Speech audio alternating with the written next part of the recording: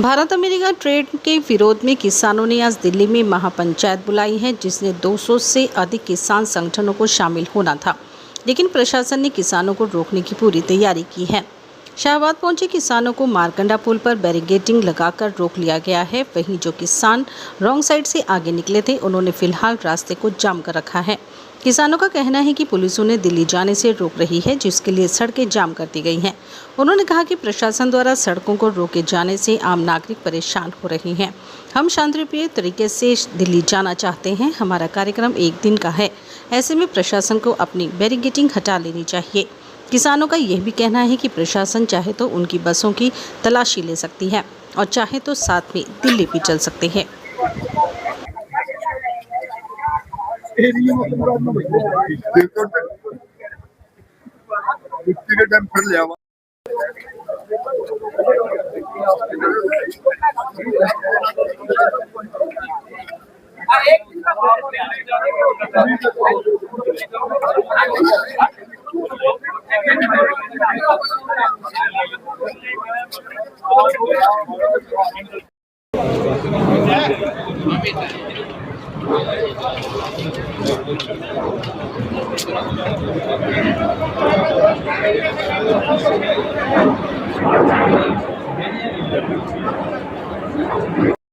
सारी तो government India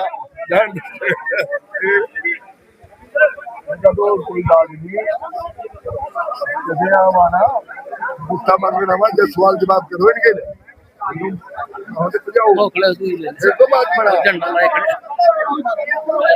तो पत्ता करा बाहर ही करते गए सब सारी पार्टी में आ रहा है ये किस्मत की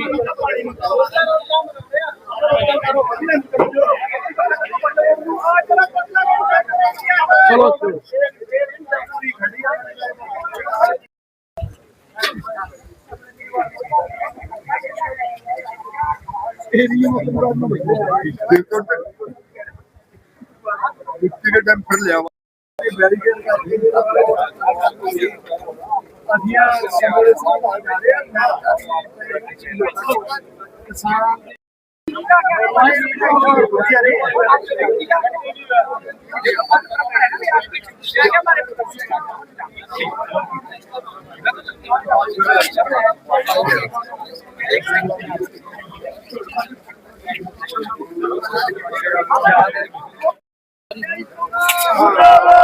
हाँ जी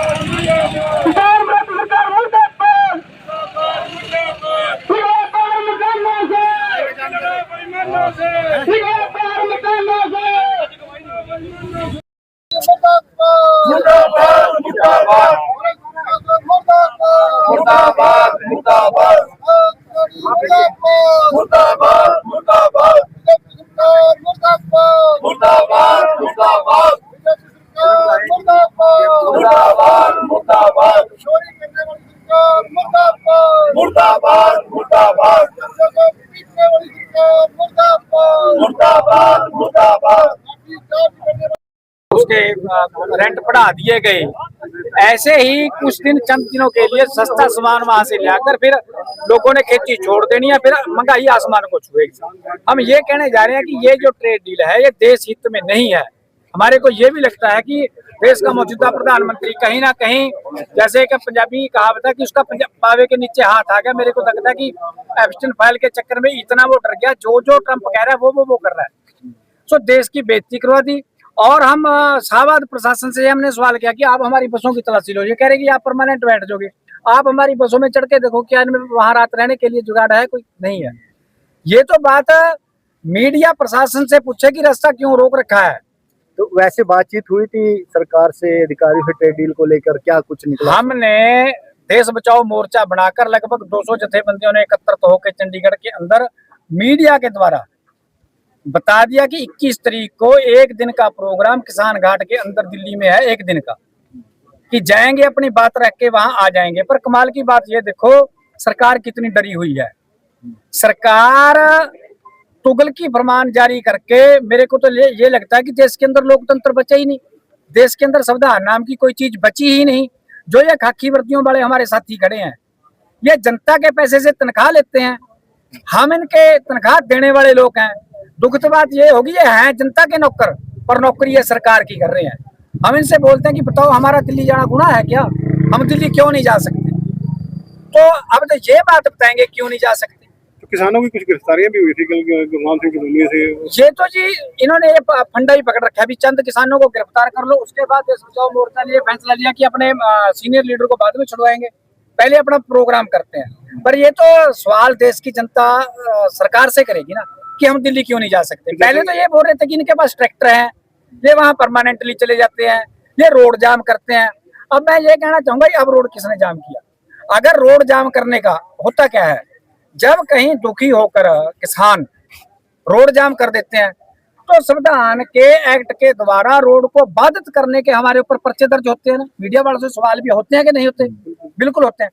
तो आज इनके ऊपर पर्चा क्यों दर्ज होता है? आज इस नेशनल हाईवे को बाधित करने का प्रशासन के ऊपर पर्चा क्यों नहीं दर्ज होता? ये भी एक सवाल है, बड़ा सवाल है। चाहे 13 महीने पहला भी प्रशासन ने रोड बाधित किए, उसके बाद पंजाब हरियाणा के बॉर्डरों के ऊपर 13 महीने रोड प्रशासन ने बाधित किए। कमाल की बात देखो, हरियाणा पंजाब हाई कोर्ट के आर्डर आते हैं हरियाणा सरकार को कि रोड खोल दिए जाएं। कोर्ट के आर्डरों की अवहेलना करते हुए रोड नहीं खोले गए, तो इनके ऊपर कार्रवाई कंटेम्प्ट ऑफ कोर्ट क्यों नहीं लगाया गया? तो ये सीधी सीधा बात है, हमने दिल्ली जाना है, ये साथी हमारे ऊपर क्यों तशद्दुद करते हैं, ये तो ये बताएंगे। क्या देश के अंदर ये सवालिया क्वेश्चन मार्क खड़ा हो गया कि क्या संविधान के तौर के ऊपर प्रोटेस्ट करने का किसी को अधिकार नहीं है? अब आपने कल देखा होगा दिल्ली के जंतर मंतर के ऊपर कैसे लाठियां चलाई गई। मेरे ख्याल तो ऐसे तो मुगलों ने, अंग्रेजों ने भी नहीं चलाई होगी। उनके ऊपर तो ये मलाल था कि वो दूसरे हैं। कमाल की बात देखो, ये चिट्टे कुर्तों पजामों के अंदर काले अंग्रेज आके हमारे ऊपर लाठियां चला रहे हैं। हमने इनको वहां भेजा, हमने इनको अपने नुमाइंदे बना के वहां संसद में भेजा, विधानसभा में भेजा कि पढ़ाई पीछा, अपने पेपर लीक पीछा, एक धर्मेंद्रा कोई जो मंत्री है उसका इस्तीफा देने वास्ता उन बच्चा का खून बहाया गया है। और कल अगर संसद के अंदर इतना ही दम था मोदी के अंदर, तो क्यों वहां पे बच आया उन बच्चा की आवाज सुनता कि हाँ थानू तकलीफ क्या है, हमने राजा क्यों चुनाया जो कि हमारी कोई तकलीफ सुना, हम फिर राजा चुनाया दियो राजा हमारी तकलीफ सुनागा।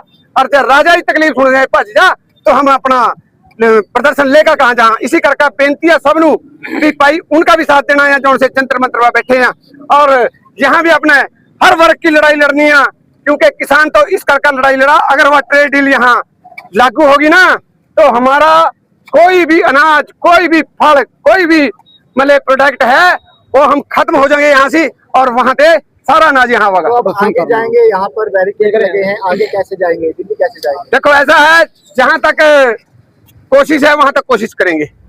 सरकार के पास हर तंत्र है, सरकार के पास बैरिकेड है, क्योंकि हमारे पास तो इतना बड़ा कोई तामझाम नहीं है कि हम इनका सामना कर सका। पर फिर भी ज्यादा से ज्यादा हम सबनों बेनती करेंगे, हम सामना करेंगे, जितना होगा मरते दम तक करेंगे। पीछे भी बैरिकेडिंग लगाई? हाँ नहीं, पीछे बैरिकेडिंग ये यहाँ पे लगाई हुई, ये जो जलेबी पुल है इसके परले पासा जो पुल दिल्ली नू गया है जौनसर रोड, वहां लगा रखी है। वहां भी इसी तरह हमारी यूनिवर्सिटी के शहीद भगत सिंह, वहां भी लोग इसी तरह जमा है और इसी तरह सरकार का विरोध कर रहे हैं। जय सिंह दिलवेड़ा।